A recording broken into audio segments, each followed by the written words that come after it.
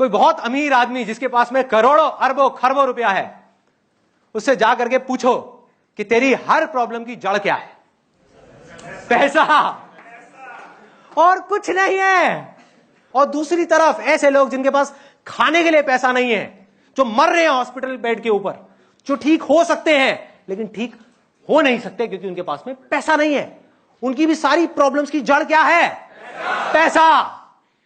तो इन लोगों को यह लग रहा है जो टॉप पे बैठे हैं कि हम चैरिटी कर रहे हैं, नदी पे पूरा कब्जा कर लिया, उसमें से 4 बूंदे निकाल करके दे दी और लग रहा है कि हम बहुत अच्छा काम कर रहे हैं, जबकि ये नहीं है भाई। आप उनके लिए नहीं कर रहे चैरिटी। इस चीज को थोड़ा सा बदलना है, इस सोच को बदलना है कि अगर वो आदमी चैरिटी करेगा तो उसका भला तो बाद में करेगा, पहले अपना भला करेगा। ये बहुत कम लोग समझ पा रहे हैं।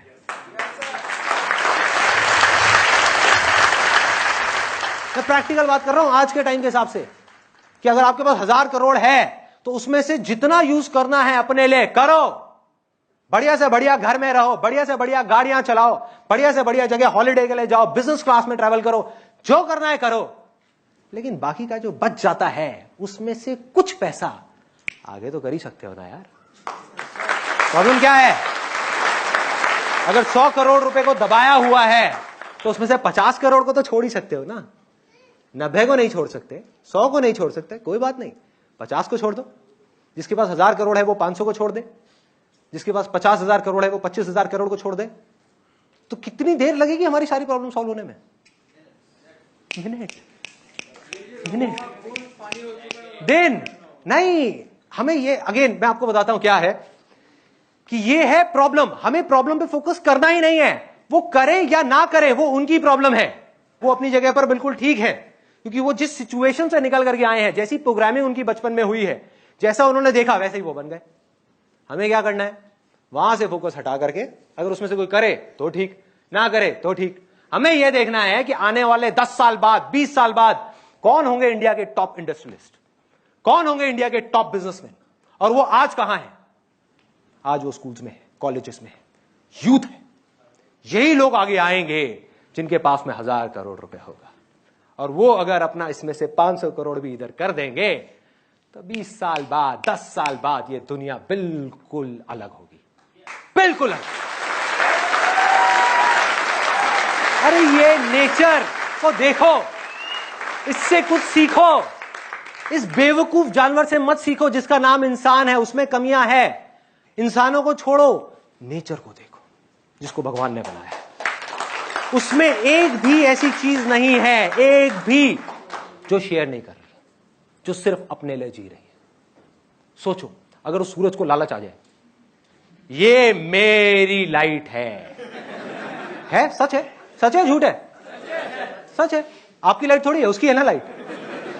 ये मेरी लाइट है, ये मैं किसी को नहीं दूंगा। क्यों दूं ऐसे लोगों को जिनके अंदर मेरे लिए रिस्पेक्ट तक नहीं है, जो नेचर की रिस्पेक्ट नहीं करते, जानवरों को मार रहे हैं, हर चीज को खत्म करते चले जा रहे हैं। क्यों दूं मैं ऐसे लोगों को? अरे मरने दो इनको।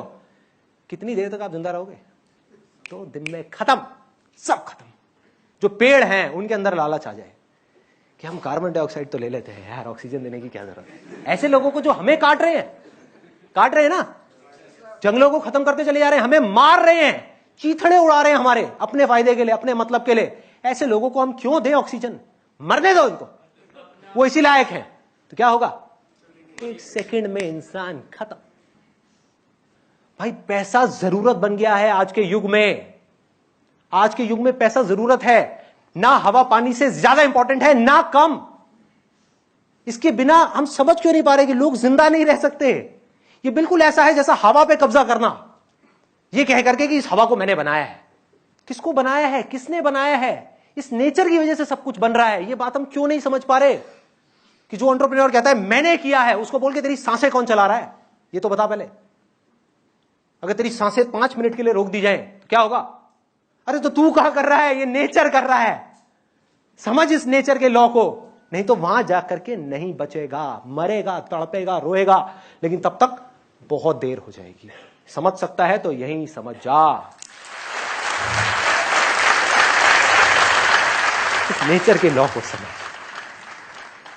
इसका मतलब यह नहीं है कि आपने कुआं खोदा और उस कुएं को बनाया, तो उस कुएं पे कब्जा करके बैठ जाओ और आसपास में लोग प्यास से मर रहे हो कि ये कुआं मेरा है, इसको मैंने बनाया है, मैंने खोदा है, ये सारा पानी मेरा है। कुआं खोदने का मतलब क्या है कि ठीक है यार, आप पहले आ जाओ, लाइन में आगे लग जाओ, आपका कुआं है तो अपना नाम लिखवा लो, कोई दिक्कत नहीं है, एक बाल्टी की जगह 5 बाल्टी ले लो।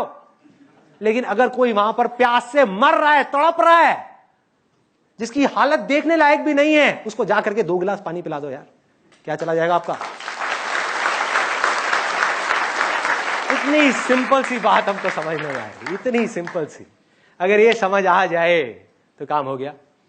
लेकिन ये सिचुएशन आज है, आने वाले 10 साल बाद, 20 साल बाद ऐसा नहीं होगा, क्योंकि वो बच्चे जो आज स्कूल में है, वो यूथ जो कॉलेज में है, वो जो यहां बैठे हुए हैं, वो जो मेरे को अभी इस वीडियो में देख रहे हैं, ये सारी बातें जा करके उनके दिल के अंदर घर कर जाएगी, क्योंकि मेरे दिल से निकल रही है, दिमाग से नहीं निकल रही।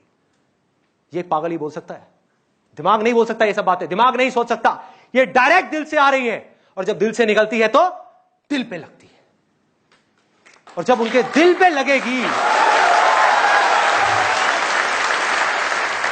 और जब उनके दिल पे लगेगी, तब उनको ये बातें समझ आ जाएंगी, और जैसे ही उनको ये बातें समझ आएगी, उनकी सोच बदलेगी, जैसे ही सोच बदलेगी, सब कुछ बदल जाएगा, सब कुछ।